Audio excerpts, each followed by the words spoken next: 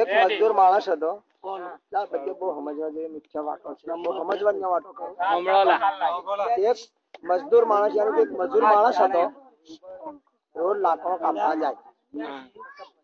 એક દાડો લાકડો કાપવા ગયો, તરહો થયો. એક દાડો લાકડો કાપવા ગયો, તરહો થયો. મમ્મી કવો હતો પાણી પીવા ગયો. પાણી પીવા ગયો, મોકો વળીને પેલી કવાડી હતી તે અંદર પડી ગઈ. રડવા માંડ્યો. કવા પર ઉભો ઉભો થાળા પર રડવા માંડ્યો. પછી મમ્મી ભૂત મામાનો વાહ. તો જીનનાથ મામા કે બેટા કેમ રડે? બેટા કેમ રડે? કે મારી રોજી જતી રહી, મારી કવાડી પડી અંદર જતી. એટલે છો નો રે લાવી દો. એટલે પહેલો જ ભૂચકો માર્યો કે હોનાની લઈને આવ્યો. હોનાની કવાડી લઈને આવ્યો. કે બેટા તારી આ હોય. પેલો હાચો હતો. એને હાચું કીધું કે આ મારી નોય. કે પકડ. બીજો ભૂચકો માર્યો કે ચોંડીની લઈને આવ્યો. કે બેટા આ તારી હોય. હાચું બોલ્યો કે આ મારી નોય. કે પકડ.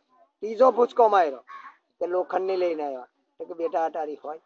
એ હાચું બોલ્યો કે આ યાદ મારી. એમે હાચું બોલ્યો. એટલે પછી મળી ગયો. એટલે હોના ચોંડીની કવાડી મળી ગઈ. બજારમાં એટલે ખૂબ રૂપિયા આવેલા. બહુ રૂપિયા આવ્યા એટલે 2-4 મહિના તો ખૂબવા પડ્યા. અને 5મા મહિને હું જાય સુલેમાની નાડે કઈરી શાદી. એટલે કઈરી બરબાદી જેવી. સુલેમાની નાડે કઈરી શાદી. ધામધૂમ થી બેન્ડ બાજા હાથે એટલે અડધા રૂપિયા પતી ગયા. ને પછી વરા 2 વર્ષ સુધી ચાલ્યું બંનેનું જોડું. અને પછી ઘરમે બેઠો કંકા અમે પેલી બૈરીએ જઈને માર્યો. પેલા જ કવામે જઈને પૂછકો. એટલે પેલો વળી પાછો તઈ થાળા પર ઉભો રડવા માંડ્યો. એટલે ભૂત મામાનો વાત જીનનાથ મામા બેટા કેમ રડે? કે મારું તો બૈરું પડ્યું. મારું તો બૈરું. કે છો નો રે લાવી દો. પહેલો જ ભૂચકો માર્યો કરિશ્મા લઈને આવ્યો.